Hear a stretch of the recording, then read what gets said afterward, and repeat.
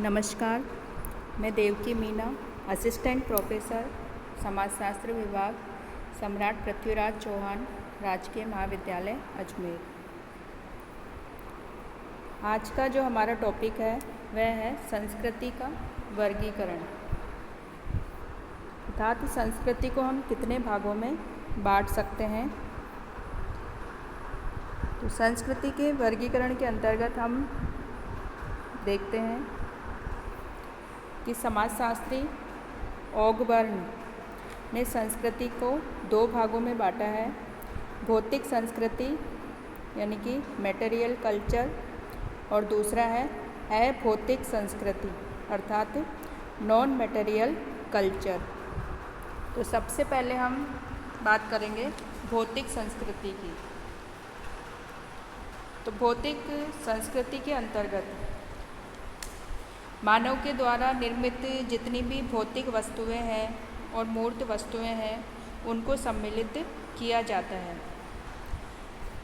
इसके अंतर्गत यदि हम भौतिक संस्कृति की परिभाषा देखें तो रॉबर्ट बीरस्टीड के अनुसार भौतिक संस्कृति में उन सभी भौतिक पदार्थों को सम्मिलित किया जाता है जिनका उपयोग एक समाज के सदस्य करते हैं एवं अपने पास रखते हैं।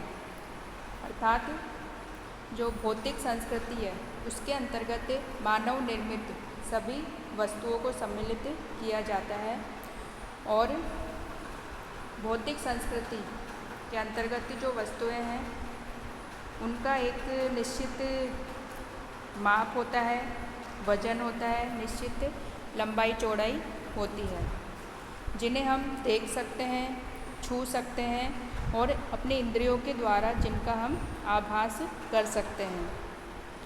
तो भौतिक संस्कृति के अंतर्गत यदि हम जैसे उदाहरण के रूप में लें तो जितने भी उपकरण हैं, कलात्मक वस्तुएं हैं, शिल्प वस्तुएं हैं, इमारतें हैं, फर्नीचर है, गाड़ियां हैं, औजार है, वस्त्र है, यंत्र है, जितने भी मशीनें हैं, यानी कि जिन वस्तुओं का निर्माण मनुष्य ने किया है और जो मूर्त होती है जिनको हम देख सकते हैं, छू सकते हैं और इंद्रियों के द्वारा जिनको हम महसूस कर सकते हैं, आभास कर सकते हैं, वे सभी भौतिक संस्कृति के अंतर्गत आता है। भौतिक संस्कृति यदि हम देखें तो जो सरल समाज है और आदिम समाजों में भौतिक संस्कृति की जो संख्या है वो आधुनिक समाजों की अपेक्षा कम है,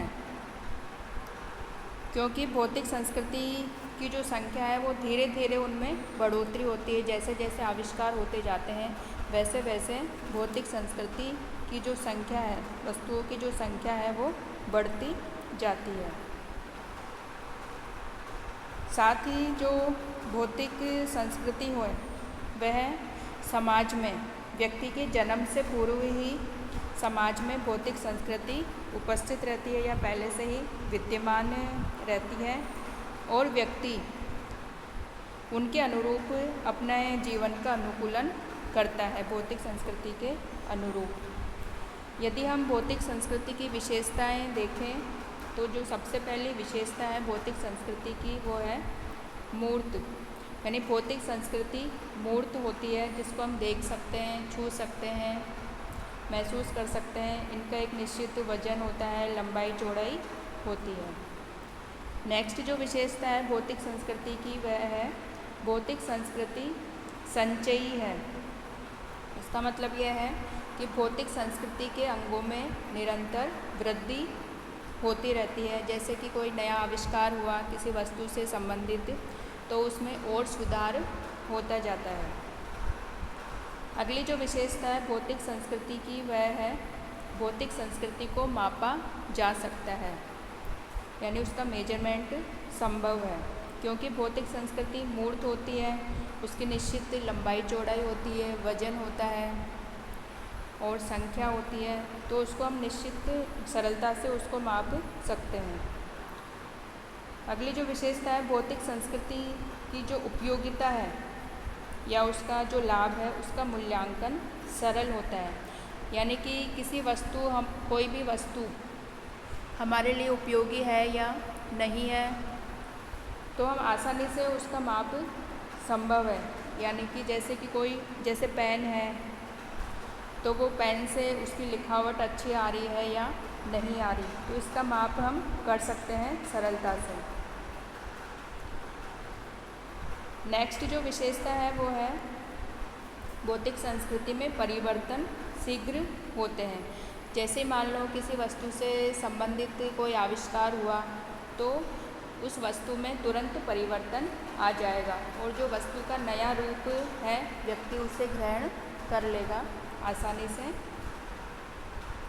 अगली जो विशेषता हम देखते हैं भौतिक संस्कृति में, वह है कि भौतिक संस्कृति एक स्थान से दूसरे स्थान पर जब संस्कृति का प्रसार होता है, तो भौतिक संस्कृति में बिना परिवर्तन किए हुए उसे ग्रहण किया जा सकता है। यानी कि जैसे मान लो दूसरे देश की कोई फर्नीचर है या कोई वेशभूषा है या कोई मशीन है, तो उसे हम बिना परिवर्तन के जैसे जिस रूप में वो वहाँ पे उपस्थित है उसी रूप में हम उसको ग्रहण कर सकते हैं। यानी कि उस वस्तु को हम एज इट इज़ अपना सकते हैं। तो भौतिक संस्कृति की ये विशेषताएं हैं। अगला जो प्रकार है ऑगबर्न के अनुसार संस्कृति का, वह है अभौतिक संस्कृति, नॉन मटेरियल कल्चर। अभौतिक संस्कृति के अंतर्गत वे सभी सामाजिक तथ्य सम्मिलित किए जाते हैं जो कि अमूर्त होते हैं, जिनका कोई माप तोल या आकार या रंग रूप नहीं होता और जिनको केवल हम इंद्रियों के द्वारा महसूस कर सकते हैं। यानी कि इंद्रियों के द्वारा जिनको हम स्पर्श नहीं कर सकते लेकिन उनको हम महसूस कर सकते हैं। और अभौतिक संस्कृति क्योंकि हमारे विचारों में और हमारे कार्यों में निहित होती है, तो इनको हम सिर्फ महसूस कर सकते हैं, इनका हम केवल अनुभव कर सकते हैं।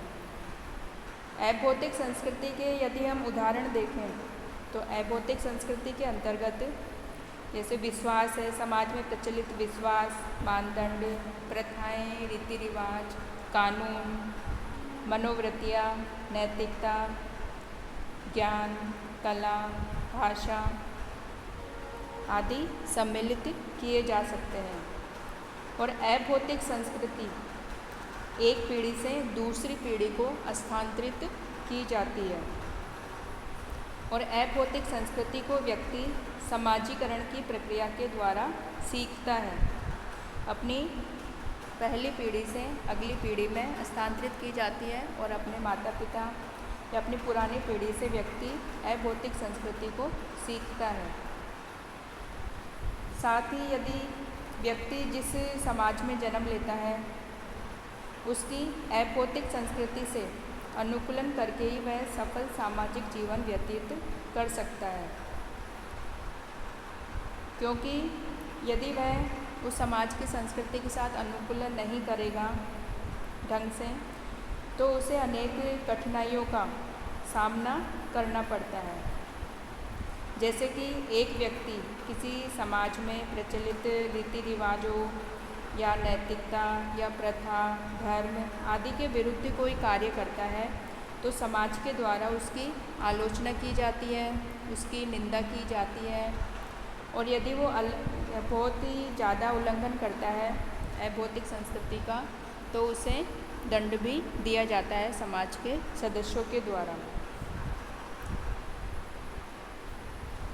तो यदि हम अभौतिक संस्कृति की विशेषताएं देखें, तो सबसे पहली जो विशेषता है अभौतिक संस्कृति की, वह है कि अभौतिक संस्कृति अमूर्त होती है। यानी कि इसको हम देख नहीं सकते, छू नहीं सकते, इसको हम केवल महसूस कर सकते हैं। जैसे कि विचार है, नैतिकता है, प्रथाएं हैं, व्यवहार है, मानदंड है, इनको हम केवल महसूस कर सकते हैं या अनुभव कर सकते हैं। अगली जो विशेषता है अभौतिक संस्कृति की, वह है कि अभौतिक संस्कृति अमूर्त होती है और इस कारण इसका माप संभव नहीं है, यानी कि माप तोल उसका संभव नहीं है, क्योंकि हम इसको केवल महसूस कर सकते हैं।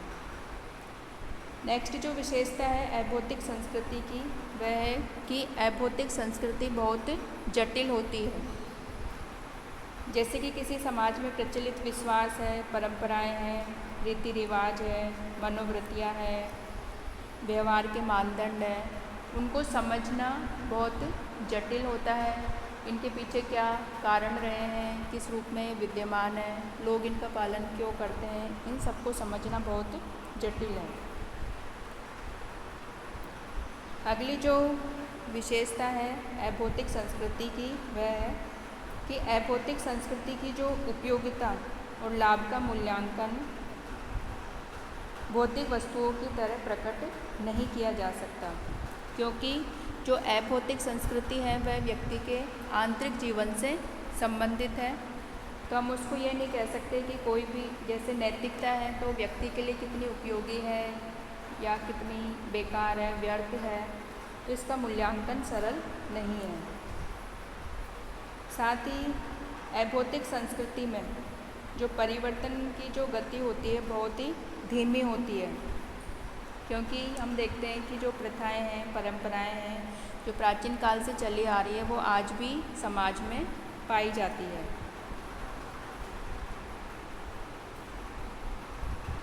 अगली जो विशेषता है वो है कि अभौतिक संस्कृति का जो संबंध है वह व्यक्ति के आंतरिक जीवन से संबंधित है, या हम कह सकते हैं कि उसके आध्यात्मिक जीवन से संबंधित है,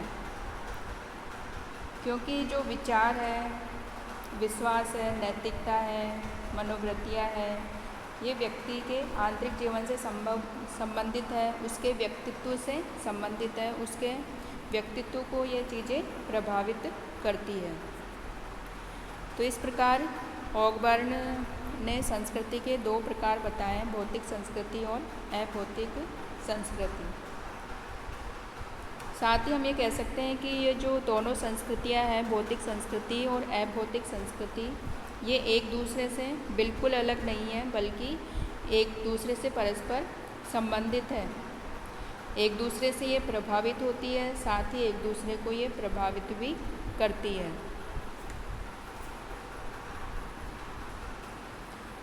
जैसे कि उदाहरण के रूप में हम लें